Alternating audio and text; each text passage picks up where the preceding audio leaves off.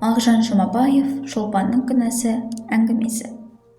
Шолпан Сәрсенбайға шыққан жылы өзіндей жас келіншектермен аулақта кеңескенде, баласыз өмірдің қызығы жоқ қой, деп аузымен ғана айтушы еді.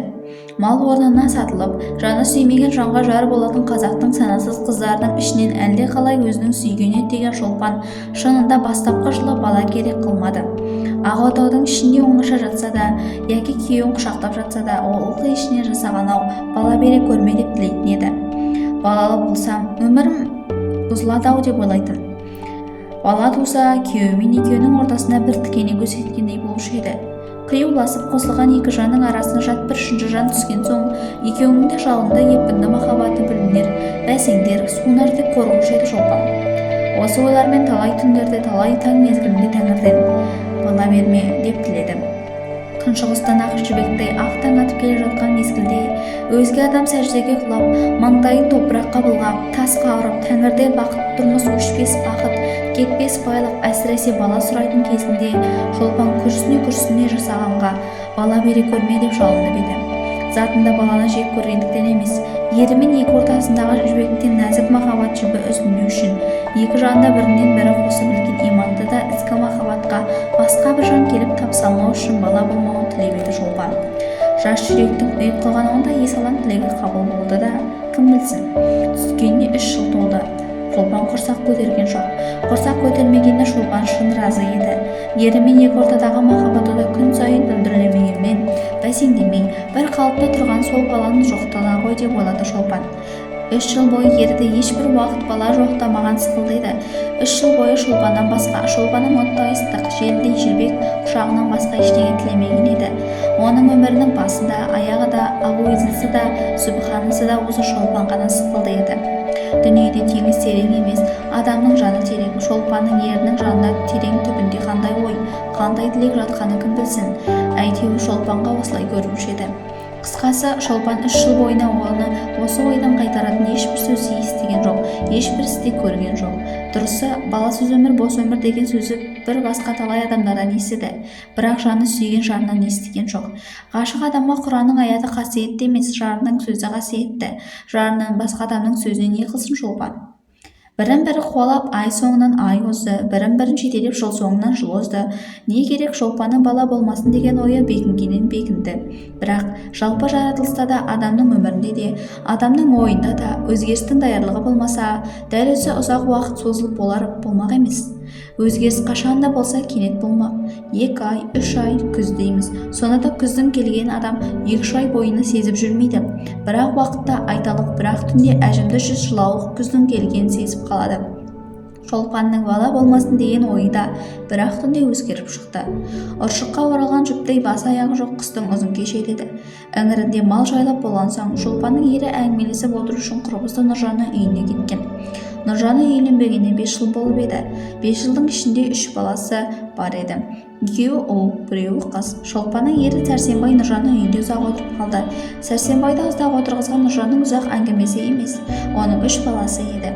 Әңгіме дейтін әңгімеде болған жоқ, тек бәрі 3 баланың қызығына қарасып, мәз-мейрам болысында отырды.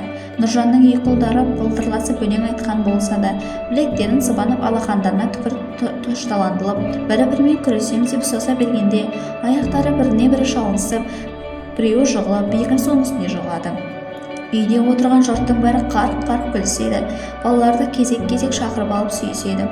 Нұржанның әкесі немересін шақырып алып, асы-үсті алды-артына тіпті сүймеген жері қалмады ғой шіркіннің. Әсіресе Нұржанның кішкене қызының қылығы, тәттілігі балдан да тәтті еді. Сәрсенбай Нұржанның үйінде осы балалардың у-шумен ұзақ отырып қалды. Жұртпен бірге олар қарқ-қарқ күлді. Ол да балаларды кезек-кезек сүйді. Нұржанның үйінде Сәрсенбай ұзақ отырып қайтуға шақырғанда ауылдың бәрі ақ жатып қалған еді. Қайтып үйге кірсе Шолпан да жатқан екен, бірақ ұйықтаған жоқ екен. Шешініп Шолпанның қасына жатты да Нұржанның балаларының ісін, олардың тәтті қылықтарын әңгімелеп айта бастады. Өкілемей, күрсінбей, біздің баламыз жоқ-ау деген уайымды айтпай, қайта-қайта күле сөйледі. Сәрсенбай әңгімесінің арасына жай сөзін екпінмен балалы үй базар, баласыз үй мазар деген сөз ықпыр-ау дегенде Шолпанның басына жаңа бір ой жарқ ете түсті. 3 жылдан бері балам болмасын деген тілегенің қате болғанда, есалаң екендігі, бала болмаса қу өмірдің мазарға айналатындығы еді. араларындағы жалынды махаббаттың заманның озуымен бірге бірте-бірте май шамдай ертіп сөнетіндігі, құшақтың ыстығы өмір бойы бір қалыпта тұрмайтындығы, екі жүйрік жүректің екпіні баяулаған кезде бір-біріне жирендірмей, бір-біріне берік байлайтын бала екендігі, баланың ер мен әйел арасындағы дәнекер екендігі, міне осы ойлардың бәрі сол сағатта айқын болып Шолпанның көз алдына келді. Сәрсенбай балалардың тәтті қылықтарын күле сөйлеп, ұзақ әңгімелетіп айтты. Төсекте жатып ол шын ынтасымен қарқ-қарқ күлгенде Шолпан да бірге күлді.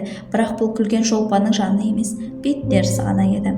Сәрсенбай манағы мақалды айтқаннан кейін Шолпанның сұңқардай ұшқыр жанын желдей есалаң жүрегін қара жыландай қап-қара ойлар орап алып булай бастап еді.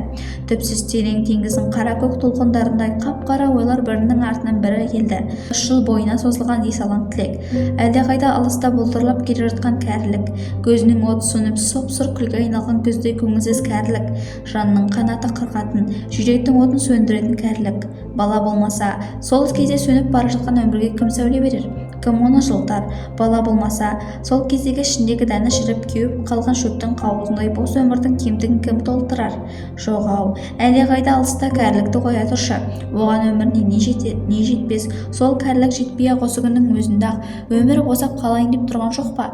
Жаһанда онан күшті нәрсе жоқ деп иман келтірген махаббаттың күші ерімен екеуінің бір-біріне берік байлауға 3-ақ жылға ғана жетіп, енді өзінен-өзі сөнейін деп тұрған жоқ па? Ессіз Шолпан 3 жыл бойына бала болмасын деп келеді. Енді сол бала болмағандықтан ертегідей әдемі қу өмір мазарға айналайын деп тұрған жоқ па? Міне, Шолпанның жанында қара көк теңіздің толқындарындай ұйтқыған ойлардың қорытындысы осы еді. Сәрсенбай әлде қашан ұйқыға кетті. Бірақ Шолпан ана ойлармен уланып кірпік қаққысы жоқ. Қыстың ұзын түні шайтанның шашындай ұзайғанынан ұзайды. Шолпанның ойлары тереңдегеннен тереңдеп, қарайғаннан қарайды. Күн шығыстан ағарып 6 таң ап келе жатқан кезде Шолпан болар-болмас күбірлеп, жасаған-ау, бала бере көр деп жас балаша өксігін баса алмай жасағаннан балап сұра жатыр еді. Осы түннен былай қарай Шолпанның бар тілегі бала болды. Жатса да, тұрса да, ояу болса да, ұйықтаса да, жасаған-ау, бала бере көр деп тілекті Шолпанның не аузы, не жүрегі айтушы еді. Бірақ бірін-бірі қуалап ай соңынан ай озды, тілей-тілей тілек тозды, соға-соға жүрек тозды, тілек тозды, жүрек тозды, өмір тозды. Талай түндерде көзден емес жүректен ыстық жас төкті, сопы болды, ылғи дәрет алып таза жүрді, намаз оқыды. Күн сайын таң сібірлеп келе жатқанда тұрып сәждеге құлады, тасбиғын санап субханалланы айтты. Бірақ бала болмады. Шолпан өзінің сопылы жолға түсу себебі бала екендігін ешкімге айтқан жоқ. Жанынан жақын ері Сәрсенбайға да айтқан жоқ. Сондықтан Шолпанның мынау мінезі Сәрсенбайға да, басқаларға да жат оғаш көрінді. Жақыны да, жаты да күлісті, келемеш қылысты. Ой, сен пірадар болайын деп жүрсің ба? Деп күлетін болды. Ауыл аймақ Шолпанға пірадар келін, пірадар жеңге, пірадар абысынымыз деп ат қойып алды. Үлкен де, құрбы да, бала-шаға да күлді. Бірақ Шолпанның жүрегіндегі жараны ешкімге ашқан жоқ. Ашқанмен олар ұғар ма еді? Дегенде адамның жүрек сырын шетінің ұғу мүмкін нәрсе емес қой. Теңіз терең емес, адамның жаны терең. Су түбінде жатқан зат жел толқыта ғана шықпақ, ой түбінде жатқан сыр шер толқытса ғана шықпақ, шыр мен сырдың көлеңкесі сәулесі ғана шықпақ. Дүниеде адамның қиын жұмбақ жоқ қой. Адам шешуі жоқ жұмбақ, шешуі деп атауға болатын болса да, адамның шешуі жалғыз өлім. Осы ойлар Шолпанның жанын таспиқтай тізілген реті болмаса да, оның жаны соғыр сезіммен осы ойларға өзі барып тірелген еді. Әм Шолпанның жүрек жарасын ешкімге сездірмеске тырысуының себебі осы еді. Не керек? Жақын жаттың ортасында жалғыз болды, бітеу жара болды, жалғыз өртенді, жалғыз жылады, дүниеден безі сопы болды, бала сұрады, қалайда бала болмады. Бала, сол үшін бала үшін қандай ессіздік істемеді Шолпан. Ұшыраған молдадан да дұға алып бақты, аты естілген қожадан шыртқы жаздыртып ішті, көрінгенге сәлеге шүкіртті. Шиқандай қып-қызыл беті қожа бесті буқандай суға қарап, түпі деп шүкіргенде қожаның қасиетті лебешетке бытырамай, тура түге ішмей басынып жүрегі ойнап, жүзі қызарып, бір ағарып, бетін қожаның аузын тақап, тосып отырушы еді Шолпан. Ылғи көзім қарайып, басым айналып деген сылтау тауып, өзін бақсыға қаратты. Тағы не істемеді Шолпан. Өртке ұшырап ала тұрған жан не істейтін болса Шолпан да соның бәрін істеді. Бірақ бірін-бірі жетелеп жыл соңынан жыл озды. Баладан белгі болмады. Шолпан тілеуден талмады, көзінде жас қалмады, дүниеден безді, пірадар болды, әулиеге ат айтты, қорасанға қой айтты, жасаған-ау, бала бере көр деді. бірақ тілек іске аспай аяғы жоқ жыр болды. Көл болып төгілген көзің жасы жерге сіңді. Тілек тозы, өмір озды, Шолпан бала көтермеді. Қанша жалынса да, қанша жыласа да жасаған оған бала бермеді. Кім біледі, Тәңірдің Шолпанға бала бермеуінің өзінше дұрыс шығар, өзінше жөн шығар. Бастапқы жылдарда Шолпанның бала бере көрме деген тілегін қабыл қылып, тозбайтын, қайта түзелмейтін тақтайына жазып қойған шығар. Шолпанның ендігі тілегі болары болып, бояуы сіңген соңғы пайдасыз бос тілек шығар. Ірі саудагерлердің бір айтар, сауда жоқ дейді мінезі, кім біледі, Тәңірде де бар шығар. Тәңірде де ауыз тықсыз, арсыз саудагер, тізгінсіз менмен әкім мінездері де бар шығар. Мұндай мінез болмаса, бұйрығымды бұздың деп атамыз адамды жұмақтан тырдай жалаңаш айдап шығар ма еді? Топырағыма тамбанбадың деп әзәзілді іблиске айналдырар ма еді? Кім біледі, Тәңірі ежелгі осы белдігіне салды ма? Қалайда Шолпанға бала бермеді? Дұғалық нағыз ішірткі ішу, үшкіртіп, қақтыртып, соқтырту, намаз, ораза, садақа, нәзір һәм басқа бас аяғы жоқ құлшылықтан ақырында Шолпан шаршады. Бұл құлшылықтардың ешбірі пайда болмайтындығына көзі жетті. Тілегі қабыл болмады. Тәңірден тәуелі қайтты. Өмір шіркін ескен желдей қозып барады. Өмір бір құрулы машина. Тоқтау білмейтін, шаршау білмейтін жансыз машина. Әлдекімнің жас орнына қан жағылғаны, әлдекімнің үміті өшіп, гүлі солып жатқанын дөңгелектің арасында әлдекімнің қолы, аяғы, басы барлық денесі кеткені, денесі ғана емес, жаны жүрегі кеткені не қылсын?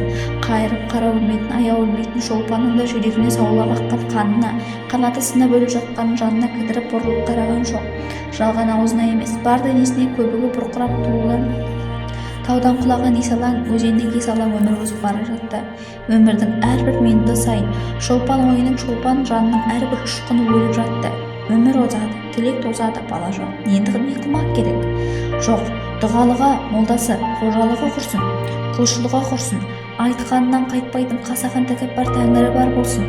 Жоқ, бала болуды кілді көкті емес адамның өзінде шығар. Бала болу ер мен әйелдің өзіне байлаулы шығар. Шолпанның бұл күнге дейін бала көтермеуін кім біледі? Оның шын әйел бола алмағандығынан шығар. Елмен жатқанда барлық қазақ әйеліндей қаннен қаперсіз жайбыр жамас істегенде салқын жатуынан шығар. Ермен қосылғанда сол қосылу ісіне жан денесімен беріле білмеуіне, оның құшағының жалыны әлсіз болғандықтан, сүюінің оты кем болғандықтан шығар. Осы әрі тәтті, әрі ол ойлардың билеп айдауымен Сәрсенбайға жатқанда тіпті екінші түрлі жата бастады. Денесі өртке, құшағы жалынға, аузы отқа айналды. Сәрсенбайдың қойнына жата бастағанда, мойны боғалық түскен киіктің асаулағандай өмірінің ер затын бірінші көретін 13 жасар қыздай дірілдеп күйіп жанатып болды. Құшақтағанда Сәрсенбайдың қабырғаларын бір-біріне қабыстырғандай қысып құшақтайтын болды. Аузына Сәрсенбайдың бетіне от жібергендей құшырланып жалындап сүйетін болды. Шолпанның ұлы құшағына сең соққан балықтай соғып, уы ішіп айнаған адамда елжіреп жоқ Сәрсенбай. Ой, сен кәрі бос, қартайғанда жорға шығайын деп жүрсің-ау деп ырсылдап күліп қояды. Сөз жоқ, Сәрсенбай бедеу. Сондықтан бала жоқ. Бала жоқ болған соң мен бақытсыз болғанда Сәрсенбай бақытты ма? Оның жүрегі жанбай ма? Өзінің екі өмірі улаушы екенін ойлап, оның жүрегі жанбай ма? Қартайған күнде өмірді жылытатын от бала керек жоқ па? Сөз жоқ, мен бақытсыз болсам, Сәрсенбай да бақытсыз. Ендеше осы батып бара жатқан өмірдің кемесін бақыт жарына кім сүйреп шығара алады? Шолпан. Жалғыз Шолпан, бір өмір үшін емес, екі өмір үшін Шолпан осы істеуге міндетті. Шолпан бала табуға міндетті. Теңізден терең, таудан зор күнә қылып болса да ол бала табуға міндетті.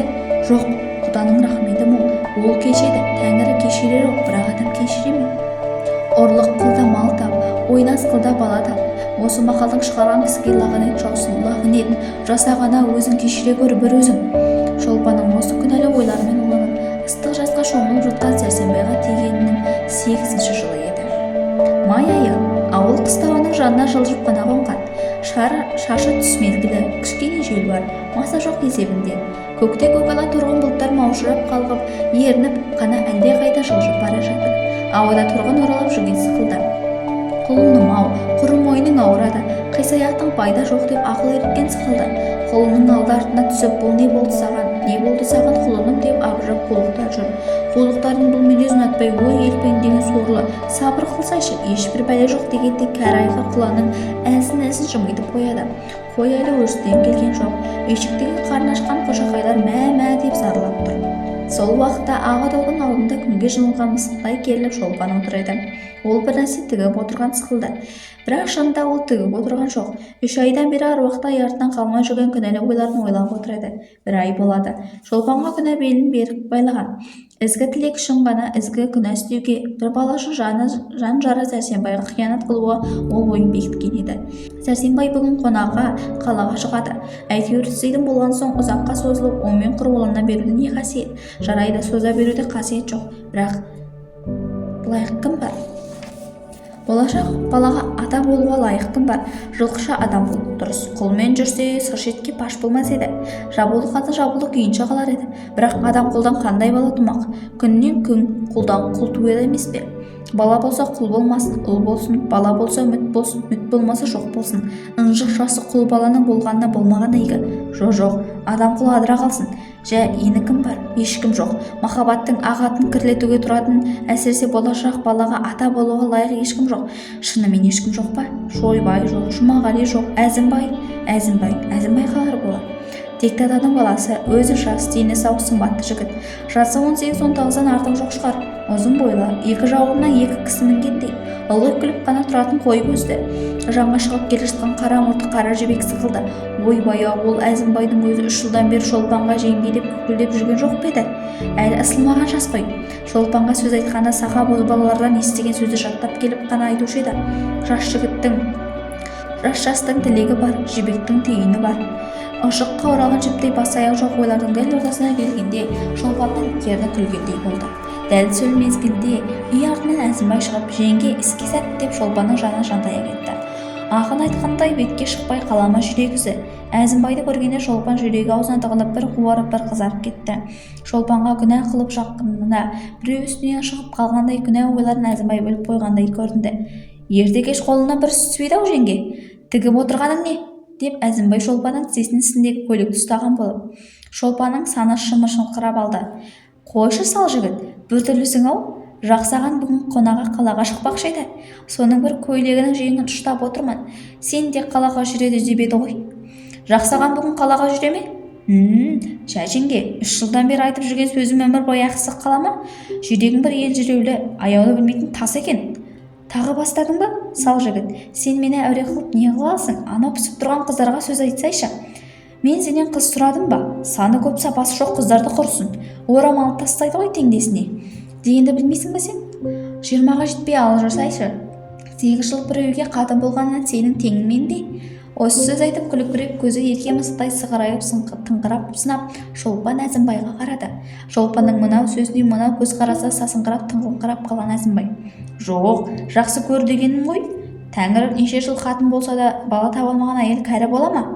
Өзінің мынау сөзінен Әзімбай тіпті тығылып қалды. Бала деген сөз Шолпанның жүрек жарасына тиіп, оның өзінен алсадан алғанын сезіп, Әзімбай үзегілі сөзін енді жалғап алып, кетуге шамасы келмей сөз орнына қолымен Шолпанның сол жақ санын қысып қойды.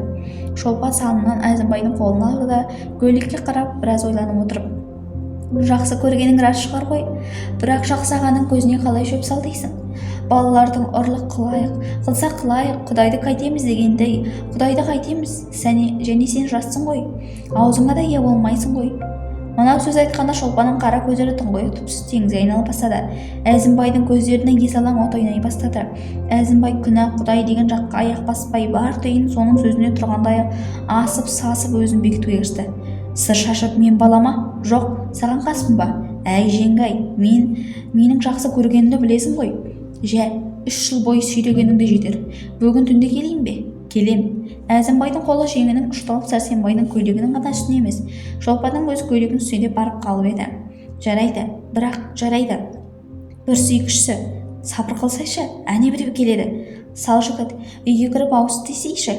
Жібек майдың сұлу түні, көкте бірде бұлт жоқ. Қара көк барқыт кең көкте оймен мұңмен салмақпен ақ алтын ай жүзіп барады. Не іздейді екен ол? Жағарынан айырылған әйел мекен, баласынан айырылған ана мекен. Қыстаудың сыртындағы суылды шіліктегі көлбақалар шулап жатыр. Бақ. Не дейді екен олар? Жан керек, бала керек дей ме екен?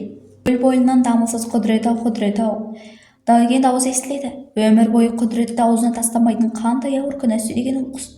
Төсек ағаш үстінде Шолпан жатыр. Жатыр алдында иісті сабымен жуынған, санықтан жаңа көйлек алып киген, ол кім үшін жуынған, кім үшін киінген?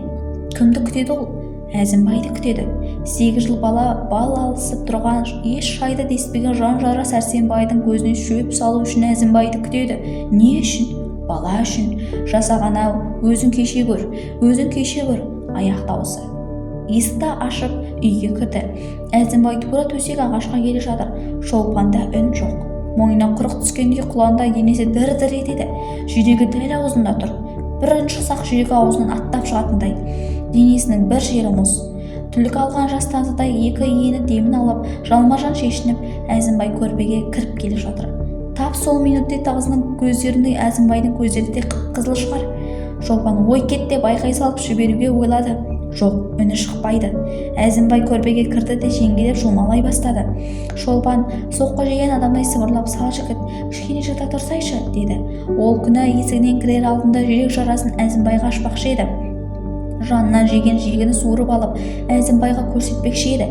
Туғаннан бері қиянат жолына баспай тас болып келген жүректің не үшін бүгін жібегенін айтпақшы еді. Оның іздеген отты жанды құшағы емес, бала екенін білдірмекші еді. Әзімбайды оның өз қадіретіне ортақ қылмақшы еді. Бірақ Әзімбай оны тыңдаған жоқ. Қоян қуған төбеттей көрпеге кіргеннен-ақ аласұра бастады. Бір ауыз сөзге келместен Шолпанның денесін умалай бастады. Ойым бітті. Шолпан сұлап жатқан өлік сықылда жатыр еді. Ес алаң мас Әзімбай, мас ойымен әуре болып жатқанда Шолпанның бата көздерінен мамық жастыққа ыстық мөлдір жас сорғалап жатыр еді. Әзімбайдың Шолпанның жанымен көзінен аққан жасымен ісі болған жоқ. Өзімен өзі әуре, Шолпанның денесімен әуре, Шолпанның басы астындағы мамық жастыққа шылғаған су болды. Түн ортасынан ауған кезде су жастыққа беті тиіп Әзімбай: «Өй, сен неге жылағансың? Бірадар десе бірадарсың ау», деді күліп. Есалаң Әзімбайдың Шолпанды ұққаны осы болды. Таң ағарып келеді. Шолпанның бетінен бір сүйді де: «Енді мен қайтем, ертең ертерек келем», деді Әзімбай. Жылап-жылап шаршап талып жатқан жас баладай сұлық жатқан Шолпан: «Жоқ, енді тіпті келме», деп айтуға ыңғайланып еді. Бірақ оның іздегені не еді? Бала. Осы бір түннен бала болса жақсы. Болмаса мына бір түн өмір бойы Шолпанның мойнында лағынет қамыты болмай ма? Мынау күнә өмір бойы күнә болып қалмай ма? Бота көзден бүлдіріп жасын жеңімен сүртіп, Шолпан күбірлеп қана: «Кел, сал жігіт, кел», деді. Шолпан екі қабат, 5 жыл бойы санап-санадан сарғайып күткен тілегі болды. Уланған өмір гүлденді. Күнә болған қалған жоқ. Күні сауапқа айналды. Бала біткенін білген кезде қандай қуанып жүрді Шолпан. Бір минут қабағы жабылды ма? Күн-түн күлкіден аузы тыйылды ма? Кішкене ғана аулақ қалса алақанмен қарын сипап сол алақанын сүюші еді. Ессіз Шолпан ішіндегі жаны жоқ бір кесек етті. Ерні күбір-күбір етіп айналып толғанушы еді. Ессіз Шолпан. Жә, іздеген жоғына табылды. Басты байлап, естен айырылып күнәға айдаған кесел жойылды. Енді Шолпанның Әзімбаймен арасын үзбеуі қалай? Шымен-ақ оның суық жоға түсіп кеткені ме? Ендеше бұл ендешеге жауап жоқ. Теңіз терең емес, әйелдің жаны терең. 7 қабат жер астында нәрсені білуге мүмкін, бірақ әйел жанның мінезін білуге мүмкін емес. Бір қарасаң әйел бала, күйреуін білмей отпен ойнайды. Әйелдердің тәңірісі жарата алады, жоқта қыла алады, сүйдіре алады, күйдіре алады. Әйел ердің құлы, табанының астына топырақ болады, ердің көлеңкесіне айналады, өзі жоқ болады. Әйелдің аруағы басса, ер күйеді, жанады, бірақ өзің жеке бір адам екендігі шығып жоққа айналады, иесінен айырылады, тілі байланады. Әсіресе әйел бұзық жанды болмаса, ол уақытта мұндай әйелдің ердің көңіл болуды еш дау жоқ еді. Шолпан осындай әйелдің бірі еді. Жанның денесі денесіне жан айырылмайтын, кімге берілсе де жан денесімен түгел берілетін әйел еді. Әзімбайға денесін уақытша ғана беріп, жанын аман алып қаламын деп ойлады Шолпан. Бірақ ой мен ісіне біріне бірі қабыспады. 3-4 айдың ішінде Шолпанның жаны да, тәні де Әзімбайға құмар еді. Шындығын айтқанда есалаң Әзімбай тілге келуге, ойлауға мұрша да бермеуші еді. Жарайды, не болса да жасағанның жазуы шығар. Іштегі баланың атасы болғандықтан Әзімбаймен араны үзуге тиісті емес шығар. Күнәда емес шығар. Сәрсенбай некелі ері болса, Әзімбай баласының атасы, жасаған өзі кешірер. Бірақ мынау жегідей жайылып бара жатқан өсекпен қалай күреседі Шолпан? Жас Әзімбай, мас Әзімбай, есалаң Әзімбай, мынау сырды тырнақтай жасыруды білмейді, кісі барау деп айылын жиюды білмейді. Көрінгенге жерде күшікті арсылаңдап жатқаны, жолыққан жерде жұмалап жатқаны, өсегі құрқы жайылған жайылып барады. Пірадар келін қар келін аталса, шолпан жұртқа не бетімен қарар еді.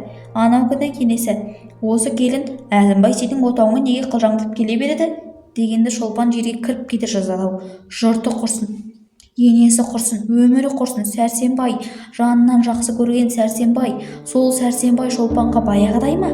Неге ол бұрынғыдай жадырап жүрмейді? Неге ол ылғи ойлы, екі жанды байлаған жібектей нәзік махаббат жібі үзілген сықылды емес пе? Баласы құрсын, сүттей ақ махаббатты, балдан тәтті өмірді улаған баласы құрсын. 8 жыл бойы сен демеген Сәрсенбай бір жыл сөз айтудан қалды. Қайтетте сынықтан сылтау тауып балағаттап тастайтын болды.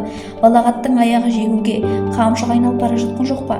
Күні кеше Сәрсенбай шолпаннан неге ұрды? Бұрын барлық дүниесі суға ағып бара жатса ләм-мим демейтін Сәрсенбай шолпаннан неге сілейтіп салды? Не үшін? Бір шыны аяқ шоғыры қолдан түсіп кетіп сынғаны үшін, сол үшін бе? Жоқ, Әзімбаймен ойнас қылған үшін. Ұрам деп айтып ұрмайды. Неге ол аузына тас қалғанда үндемейді? Ол бірдеңе десе шолпанды айдар еді. Өзін не үшін күнә қылғанын, бала үшін ойнас қылғанын айдар еді. Жоқ, үн жоқ. Балағаттау бар, тепкілеу бар, ұру бар. Махаббат жібі үзілді. Өмір бұзылды. Бәріне лағынет жаусын.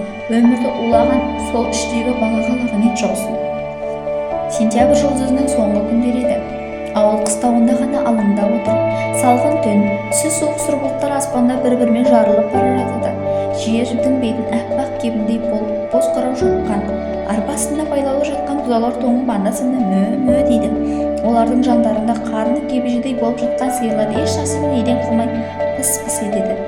Сәрсенбай бүгін таңертең ғана қалаға мал айдап кеткен. Отауда төсек ағаш үстіне шыт көрпеге оранып шолпан жатыр. Оның қойнына елге баладай көлеңдеп жатқан Әзімбай қор-қор етеді. Шолпандай ұйқыда. Арбаның тысылдағанын бір дауыс шолпан селк етіп оянып, сүйкеніп жатқан сиыр екен. Жоқ, арбалы, Әзімбай. Шолпандағы да Әзімбай деп бір-екі рет айтты. Сөздің пайдасы деген біліп Әзімбайдың санын шымшып алып келді. Ой, сені жын соғып кетті ме? Ойбай, масқара болдық. Бір арба келе жатыр, тұршы, кетші, жақсаған болмаса егеді. Мынау есінен адасқан шығар, ол ұшып келе ме? Ойбай, тұр деймін, әне келіп қалды. Әзімбай жылып шығып үйдің артына қарай жүгіре бергенде есік алдына Сәрсенбай арбадан түсіп жатыр еді. Бұл кім ей, деді Сәрсенбай. Мен деген жауап орнынан қыстау желкесіндегі шілікке қарай жүгіріп бара жатқан Әзімбайды көрді.